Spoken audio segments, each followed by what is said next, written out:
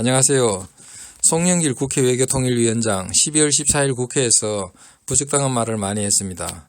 대북전단금지법 남북관계발전법 개정안 토론 시 그가 했던 말들이 언론 보도에 나오고 있습니다. 그가 한 발언은 다음과 같습니다. 미국은 5,000개가 넘는 핵을 보유하고 있는데 북한에게 핵을 가지지 말라고 강요할 수 있는가?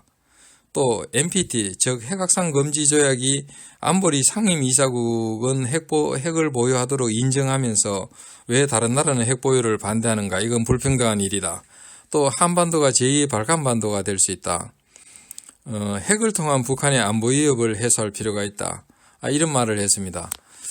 그러면 우리가 송 의원의 그 문제 있는 발언에 대해서 우리가 어떤 문제가 있는지를 한번 볼 필요가 있습니다. 먼저 그 유엔이 만들어진 이유, 그리고 유엔 속에 안보리 상임이사국이 있는 체제, 이런 거에 대해서 알아야 됩니다.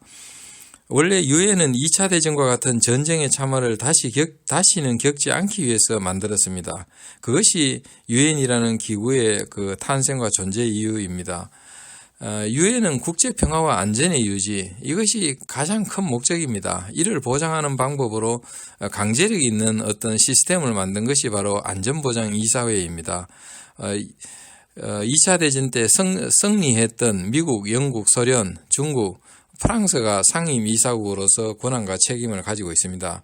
이 안보리 상임이사국은 합치된 의견으로 유엔 회원국에 대해서 구속력 있는 결정, 강제 조치를 집행할 수 있습니다. 또 유엔은 이와 같은 설립 목적, 즉 국제평화와 안전의 유지를 위해서 군축과 군비 통제를 다룹니다. 특히 핵무기의 개발 제한, 실험 금지를 위해서 국제원자력기구 IAEA를 두고 있으며 핵무기의 개발과 확산이 인류의 생존을 위협하는 만큼 핵무기 통제야말로 인류의 평화와 안전의 유지에 매우 중요하다는 인식을 가지고 핵무기 확산 방지를 위한 조약 NPT를 전 세계 여러 나라가 체결한 바가 있습니다. 이런 것을 모르는 것 같습니다. 그 다음에는 송 의원은 근거 없는 망상을 가지고 있습니다. 또 그 발언의 기저에는 반미가 있습니다. 그리고 우리나라 인권, 특히 그 국제적인 인권과 헌법에 대해서 잘 모르는 것 같다는 생각이 듭니다. 그가 한 발언 중에 한반도가 제2의 발간반도가 될 수 있다라고 말합니다. 왜 그렇게 생각했는가?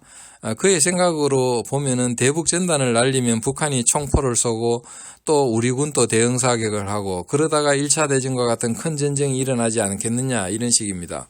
과대 망상증을 가진 것 같습니다. 대북 전단을 날리는 것은 헌법상 표현의 자유로서 국민의 기본권입니다. 어떻게 보면은 생리적인 인간으로서의 권리이기 때문에 이 기본권을 북한이 무력에 굴복해서 행사하지 말아야 된다는 것은 말이 되지 않습니다. 또 옳지 않습니다. 오히려 정부는 국민의 자유와 권리를 지키고 보장해 줄 의무가 있습니다. 또 핵으로 북한을 위협하는 것을 해소해 줄 필요가 있다. 어떻게 그러면 해소해 줄 것인가? 방법이 있는가? 답이 없습니다. 그런데도 답이 없는 것을 추구하고 있다는 데 문제가 있습니다. 그 어떤 나라도 북한의 어떤 안보 위협을 해소해 줄 만큼 그렇게 마음씨 좋은 나라가 없습니다. 발언자가 이런 말을 했지만 송 의원 역시 대안이 없기는 마찬가지입니다. 그런 말은 할 필요가 없습니다. 그리고 북한에게 핵을 보유하지 말라고 강요할 수 있느냐? 핵 보유 반대는 불평등한 일이다. 그러면 핵 보유해도 된다는 뜻인가? 이것은 상당히 위험한 주장입니다. 지구상에 2차 대전을 능가하는 핵전쟁이 일어나도 좋다는 말이냐, 이렇게 묻고 싶습니다. 유엔의 안보리 상임이사국 체제를 또 부정하는가? 안보리 상임이사국 체제를 부정하지 않는다면은 또 기본적으로 강대국과 일반 나라 간 다름을 인정한다면은 이런 주장은 터무니없는 선전에 불과합니다. 이상입니다.